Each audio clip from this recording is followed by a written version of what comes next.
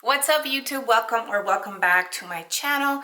Today, as you can see by the title of this video, I'm going to be discussing 11 red flags that we often mistake for love, especially if we don't know any better, if we've never seen healthy relationships, if we are too immature, too young to understand what true love is, or if we've never received love and attention as children. We didn't get that type of attention, and we're thirsty for anything that comes our way, so we'll take anything that looks like love. Okay, so what are the red flags? Number one, if a person is constantly calling you, constantly texting you, constantly in contact with you, that is excessive, that is too much, that is obsession, that is not love. Okay, number two, if a person wants to know your whereabouts 24/7, they want you to share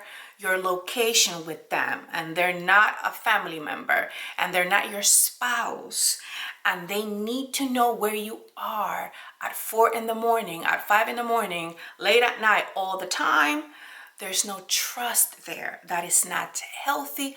That is obsession. Once again, that is a red flag. Another red flag, if a person is excessively jealous when you spend time with family and your friends, that is a red flag. Excessive jealousy when you're living your own life, red flag.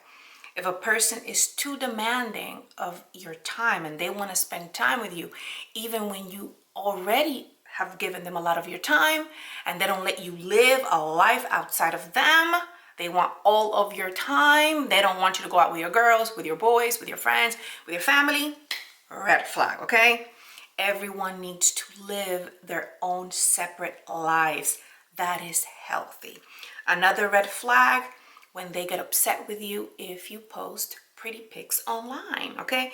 You should be able to be yourself. Now, I understand if you're overexposing yourself and you're half naked online, nobody's gonna like that. I'm not talking about that. I'm talking about just a cute picture of you looking good and classy, okay? And they have a problem every time you post a picture of yourself.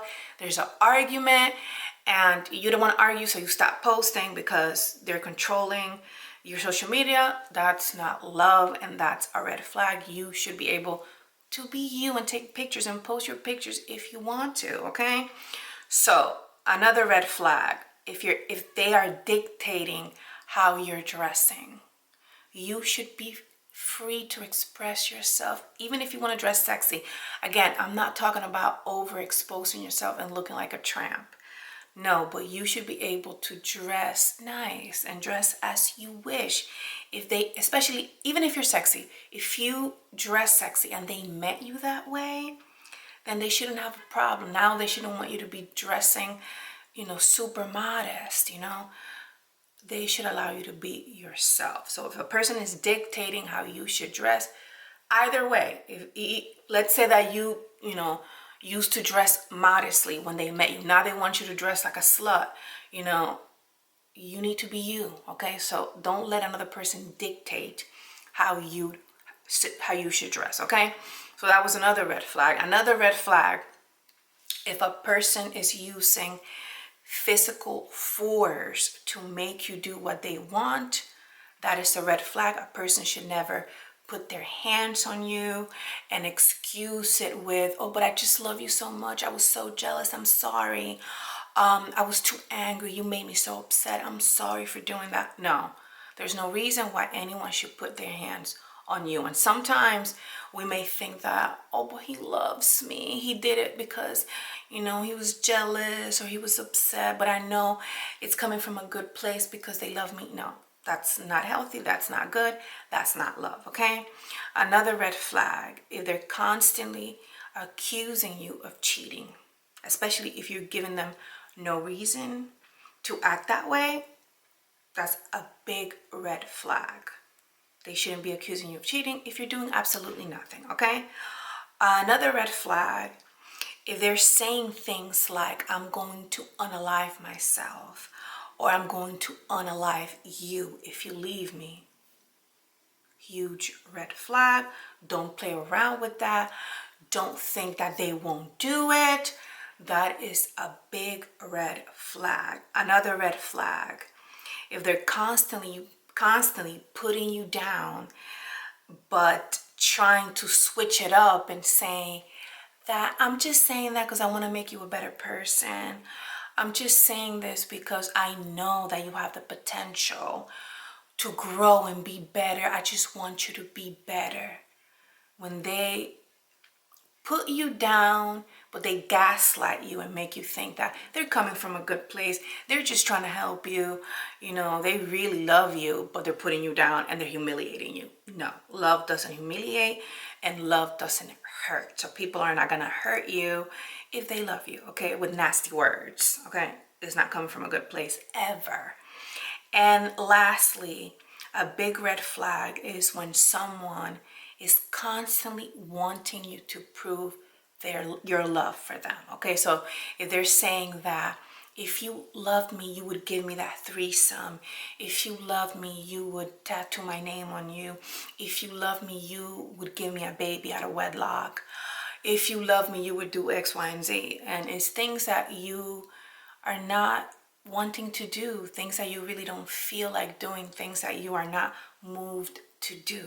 So don't do it, and don't try to prove your love by doing anything that you don't feel comfortable with doing. Okay, that's not love. Okay, now why do people do these things? Those are signs of need for control. They're needy. They are insecure with themselves. They have low self-esteem. If they're constantly accusing you of cheating, they are probably cheating. They're probably not wanting you to play them in the ways that they are playing you. You need to be right there when they need you and want you. You're an option, but they want you to be an available option, okay? And 9 times out of 10, they're emotionally unstable, okay? All of those signs are signs that they're not emotionally stable, okay? Anytime a person needs control, they need to manipulate, they need to run you, they need to dictate how things are going to go, they're lacking something up here, okay? Now, like I said, love is not going to want to turn you into a different person. Love is not going to make you doubt yourself. Love is not going to make you feel crazy. Love is not going to drain you. Love is not obsession, it's not manipulation, and it's not control. Now, I'm going to share my definition of love, okay?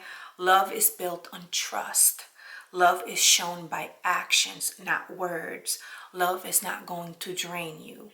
Love is shown by acts of kindness, by being present when they're needed, for you to talk to them, for them to listen, for you to lean on them.